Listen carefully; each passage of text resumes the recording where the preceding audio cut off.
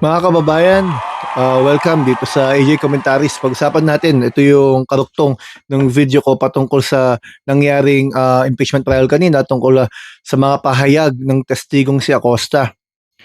Nababother lang ako, no? Kasi parang yung mga testimonya niya, bagamat sinusubukan niyang tulungan at palabasin na walang kasalanan si BP Sara, indirectly rin, dinidiin niya si BP Sara at sila Chika sa pamamagitan ng pagsasabi na sumunod lamang siya sa mga inuutos sa kanya bagamat illegal na yung inuutos sa kanya.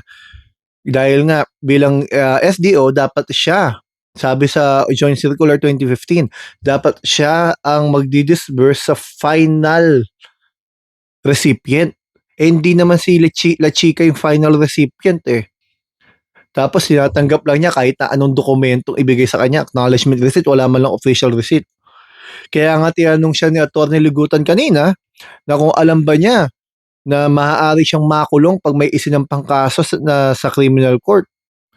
Pero ang kaduda-duda dito kay Acosta, mga kababayan, laging sagot, hindi niya maintindihan, hindi niya alam, o kaya yung solado na atang template na siya ay disbursement officer, ginawa lang niya, ibinigay niya kay La Chica at siya may nag-implement. Paulit-ulit lang naman yung sagot niya. So lumalabas kung ganon, malaki pananagutan niya. Dalawa lang naman niya, mga kababayan eh, maging state witness siya kasi binabanggit na niya eh, sumunod lang siya sa utos eh. So hindi siya ang most guilty. Pangalawa, talagang kasabwat siya, dapat siya managot. Kaya nga sabi rin ni Senator Raffy Tulfo, kung aalalahanin niyo kanina, sinabi niya, for me, you are stupid in the name of the blind loyalty. Di ba? Kasi ikaw, ang tagal mo ng SDO eh. Ang tagal mo ng Special Disbursement Officer sa Davao pa lang. Tapos nalulusutan ka ng ganyan kasi ang katwiran lang niya sinabi ng kanyang boss si VP Sara na ibigay kay La Chica yung pera. Kaya bigay lang siya ng bigay. Tapos tree planting, kung ano-anong mga yun ba talagang kasama sa confidential fund? Yung mga pangalan, di nga niya inusisa. Ngayon, pagka defense ang nagtatanong, malinaw niya nasasagot. Kapag prosecution nagtatanong, nagiging parang tanga, mga kababayan, ano? Meron nga doon kay Senator Rizon Tiveros, kung inyong napanood kanina, meron siya kapangalan o kaapelido na Clarice Hontiveros ata. At ibinigay ang pera sa araw pa ng birthday niya ni Senator Risa Hontiveros. Di ba coincidence? Kaya nga nung tinanong siya ni Senator Chis Escudero, yung dinisburse yung pera sa, di ba, o 8 iba-ibang lugar na iisang araw lang, paano niya nagawa yun? At sino gumawa nun? Di ba? Ang sabi lang niya, binigay niya kay La Chica. So, si La Chica ba yung gumawa nun? O, di ba, pinaglalaroan yung pera ng bayan, lumalabas, ano? Yung ibang senador naman, halatang halata. Di ba? Yung kay Amy Marcos, halata namang inaabsuelto niya si Sara Duterte at ang binabatong sisi dito sa disbursement officer dahil nga naman siya ang accountable officer. Pero hindi naman siya ang boss eh. Siya, inappoint lang siya eh. May sinusundan pa rin siya. May sinusundan siyang kumpas na ang amo nga niya ay si BP Sara. Di ba? Pati nga yung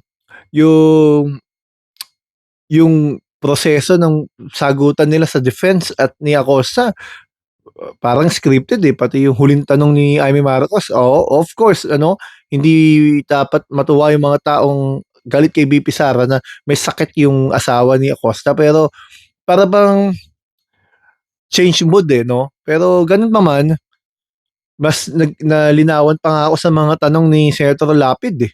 May sense eh. 'Di ba? Kasi nga naman kung 80 million yung binigay niya daw kay La Chica, nasaan napunta yung 45 million? Sabi nga niya, nasa vault. At marami pang tinanong si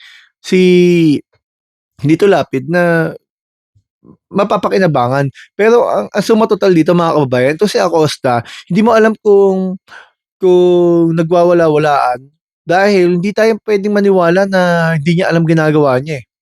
Kasi SDO pa siya sa Davao pa lang, unless otherwise talagang kinuha siya diyan kasi alam na hindi siya hihindi kay BP Sara, mag-yes ma'am lang siya.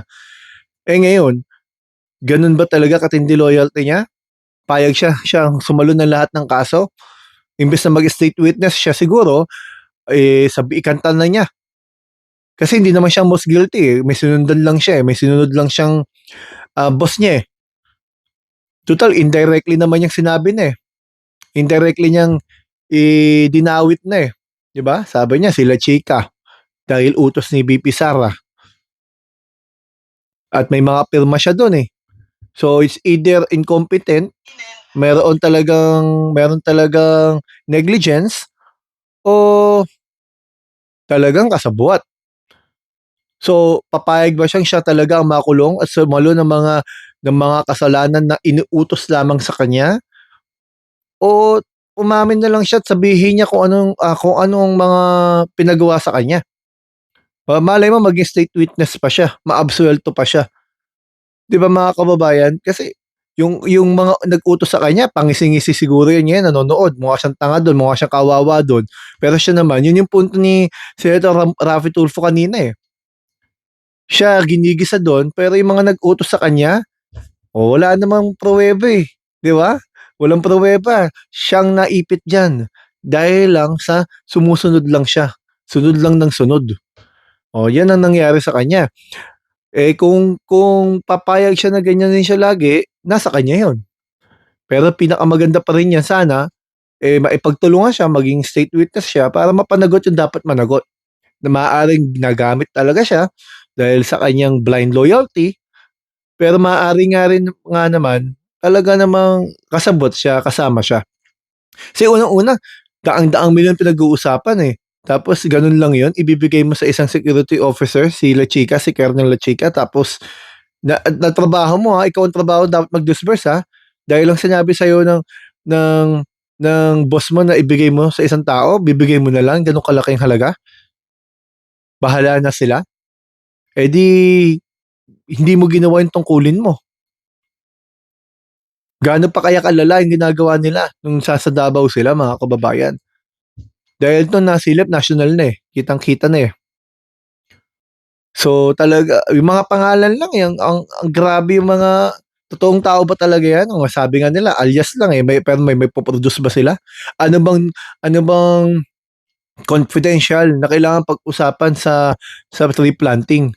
Sa tandaan po natin binasa rin kanina doon kung di ako nagkakamali, Senator Kiko Pangilinan, hindi pala pwede yung furniture eh. Si Senator Erwin Tulfo ata yun. Kasi meron din daw binili ng mga tables, upuan, base dun sa acknowledgement receipts kasi wala nga po silang nilabas na official receipts. Diba mga kababayan? Siguro naman ang taong bayan deserve na ipakita nyo naman sa inyong nilabas, dinala yung pera, acknowledgement receipt na pwedeng gawin ng kahit na sino, dapat official receipt. Kung bumili kayo ng mga gamot, dapat may resibong ibinigay sa inyo para nalaman na talagang may purchase na nangyari. 'Di ba mga kababayan? Siguro deserve natin malaman yung mga gano'ng anggulo kasi 'pag ordinaryong tao hinahanapan ng mga dokumento eh. Bakit naman sasama loob ng mga taga-suporta ni VP Sara kung hanapan sila ng dokumento daang-daang milyon ng pinag-uusapan diyan. Confidential fund ng Vice President lalo na nung siya nasa DepEd. Ang DepEd, ang trabaho ng DepEd hindi bantayan ng terorismo kundi bantayan at tignan at pangalagaan yung edukasyon ng high school hanggang sa kinder pababa o kinder pataas o prep kung ano man sa nagsisimula. So, kayo na po siguro mga kababayan ang puwedeng sooner or later makakapag-decide sa sarili niyo kung ang tingin ba ninyo ay sapat ba yung mga naging pahayag nila o parang niloloko tayo? Nasa inyo na po yun mga kababayan. Hanggang dito po muna, AJ Comentaries po. Maraming pong salamat mga kababayan.